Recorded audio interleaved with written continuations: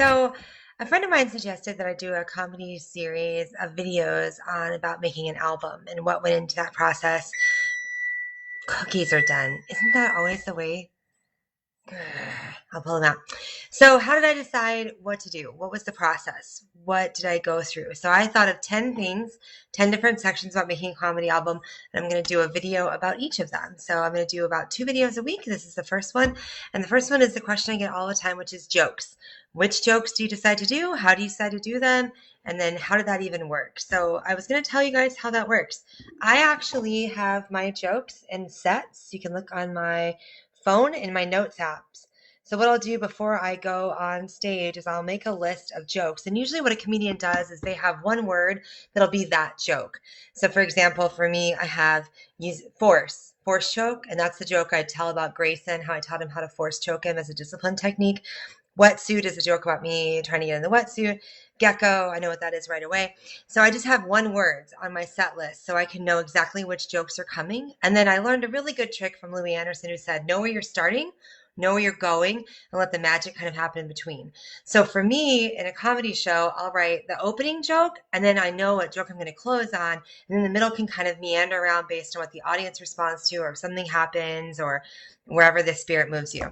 So doing a comedy album was sort of the same. I had my opening joke, I knew where I was going, I knew what joke I was going to close on, and the middle section I let meander.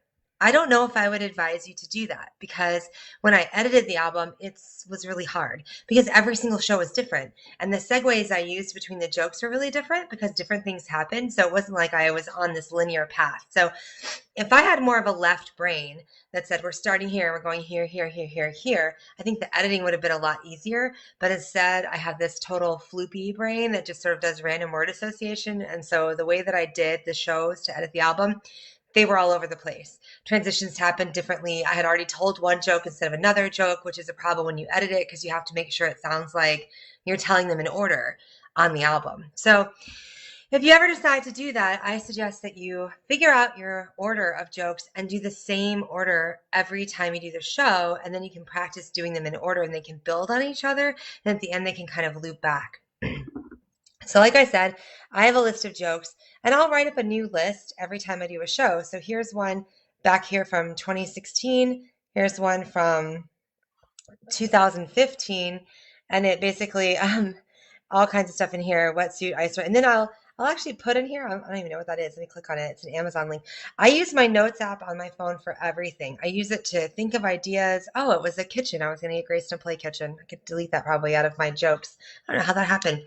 So when I'm waking up in the middle of the night or I'm driving or something funny happens. So like just yesterday, I was in the car with Grayson and he said, I have it in my notes app. Wouldn't it be great? Here it is. Wouldn't it be great if we could lean back and he was in the back seat of the car. I wish the seat would recline, and then also an ice cream machine would come down and squirt ice cream in my mouth while I'm laying back here while you're driving. That would be the best. I'm like, that's funny. That's going to be a joke at some point about how, like, I'm raising the laziest kid ever. Or how when you're a kid, you're like, it'd be great if I could lay down while I'm not driving. I'm already passenger. I want to lay down and have ice cream come into my mouth, a little bit of sprinkles. That's a funny idea. So anytime someone says something funny, or even on Facebook, I've had non-comedian friends come up with just wild things. I'm like, stealing that? And they go find or not. I'll write it in my notes app. And then when it comes time to do a show, I'll pull up all these ideas that I have, or I try to write them and think, oh yeah, that was something that happened that was really funny. And I can put those one word reminders. So in the show, if I'm running like short or long or something sparks my memory, I'll go, you know what I haven't told anybody yet? And here's a tip. It works in business and it works in comedy. It's this concept of scarcity where you tell someone, you know what nobody knows? You know what I've never said before? Blah, blah, blah. And everyone's like, ooh, what? What have you never said before? Tell me. And they kind of lean in and get really excited. That's a good way to try out jokes too, because you go, I don't normally tell audiences this. And for me, that's usually true. If you hear me say that, it means I'm about to go on some tangent that may or may not be funny because it probably has too many words. Anyway, so that's how you do pick which jokes. The other thing that I do is I actually use the voice app on my iPhone, and I highly suggest you can use it even if you're not a comedian for all kinds of stuff. So I use it to record, like, hold on. Coronavirus. Grayson, I don't know if you can hear that, but Grayson's been leaving voice messages for people on our our portal that says, "Hope you don't get the coronavirus." And I don't know where he got that pronunciation, but it really cracks me up that he does it. So I use this voice memo app to record all of my shows, and I usually write where it was. So House of Comedy 2-1. And so what that means is second night first show, first night first show, House of Comedy open set, Grand Cinema in Hinckley, Mall of America, the Dallas House. Anyway, and then there's a bar I did in Matanummedy. So the voice app will record the address of where you are. If you don't put the bar or you don't put the occasion, they'll just write where you were when you recorded it. And I can tell sometimes that there are longer recordings that are set. This is an hour and 10 minutes set. That's awesome. Then this one is probably just an idea. Yeah, it's Grayson talking. It's a 15-second recording, so I know it's just an idea. So what I do is I record all of the sets when I do them, and then I listen to them on the way home. And what that does for your brain is you can immediately hear, nobody laughed, that took too long to get there, or that was really great. And you can kind of hear it in a different place than you hear it when you're on stage giving it. If you are a presenter, I highly suggest that you should record yourself and listen to yourself afterwards. Your brain tells you that you're saying things a certain way, and then when you listen to the recording, you realize that may not be how the audience heard it. So I think it's very important to record yourself. You can also record yourself screaming at your children and remind yourself that you sound scary. If you haven't heard this story yet, here's something I don't tell everyone, and I mean it. I scared the crap out of Grayson one time. We were at Chuck E. Cheese with Anita and Mark. They are friends of mine on Facebook, and we went to a party, and Grayson, the whole point of Chuck E. Cheese is you play these dumb games to get these tiny tokens that you trade in for some 5-cent thing from China that's going to break before the end of the day. It's worthless, right? There's no point. I became obsessed with getting these tickets. We're trying really hard to get these tickets, and Grayson took the entire handful of tickets because you pay like $15 for a 5-cent. You turn a $15 American dollars into like a 5-cent Chinese plastic toy. It's terrible, but supposed to be fun. So Grayson took the entire handful of those tickets and tossed them behind the animatronic band where I couldn't get to them, and I lost my mind. I'm like, we're leaving. So I snatched him up and I took him into the lobby, and I used to watch the Super Nanny all the time.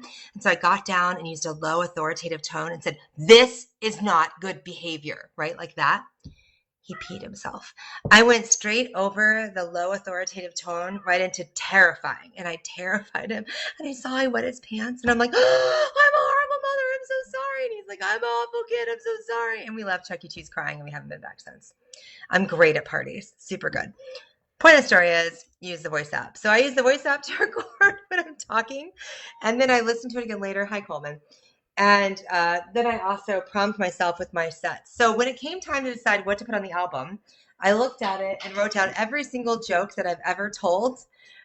Great. And figured out which jokes are probably finished, which ones are, hi, G, which ones are written. This is just an adventure. This is how Facebook Lives go. Come here, Grace.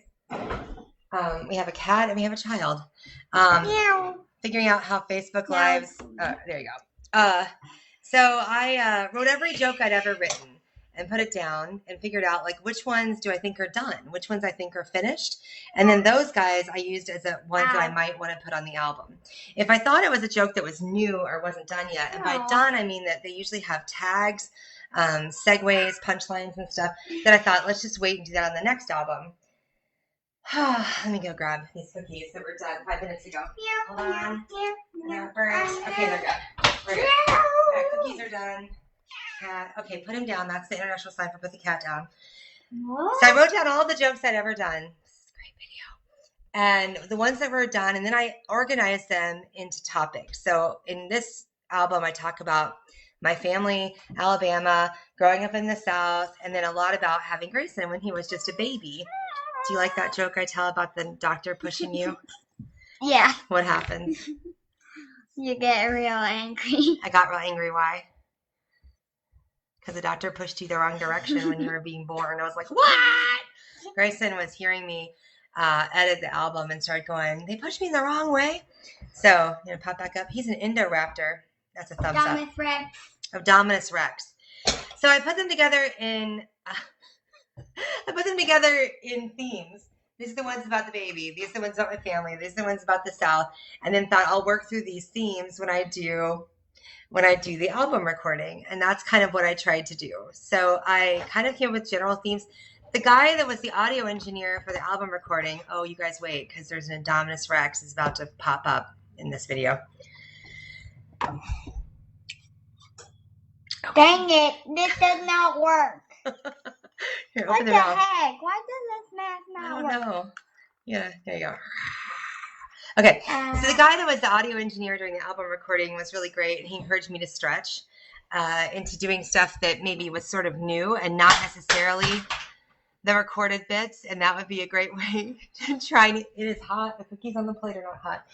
That would be a good way to sort of stretch and try new things. So I actually did try some new things. I did some jokes that are not on the album that were a lot of fun, but I was a little bit concerned about how they would land in my real life. So I left them out of that album. And we'll see if they make it to the next album. But that is a quick primer. I've just decided just to tell, I have 10 different topics. We'll go over them as I go. I'm going to do maybe 2 videos a week just about the process of making a comedy album because lots of people had questions about it. But that is what came into figuring out what jokes to do. So basically, I record all of them. I write them all down in a list. I wrote down every joke I've ever told. I sliced through them and figured out which ones work thematically together, kind of put some basic themes down on paper. The weekend I recorded, I had a miserable cold. And I'm so proud of how great the editing was. And Stand Up Records, Dan Schlissel is a genius. You can hardly tell because I had a lot of like really delicious snortelage. And it sounds great. You can't hardly tell. But I had a miserable cold. It could have been stress. Who knows? And I just worked through that the way that I thought would work according to where the audience was that night. And one thing that's good or bad about me is that I get really excited about how the audience is, and I can squirrel in a direction that was completely unintended. So it's not great when you're editing to be like me, where I headed way off into left field and then looped back around and came back through and then did that. It would probably be better if you were more linear, but that's how my brain works. Probably why I'm a comedian. So I hope that was interesting and you learned something. I have a couple more videos coming up where we'll cover different aspects of all the album stuff. And in case you didn't know, you can look at my website, wendymayberrycomedy.com, and check out how to get it. That would be amazing because it keeps the roof over our head while we don't have live audiences. I hope you're doing great.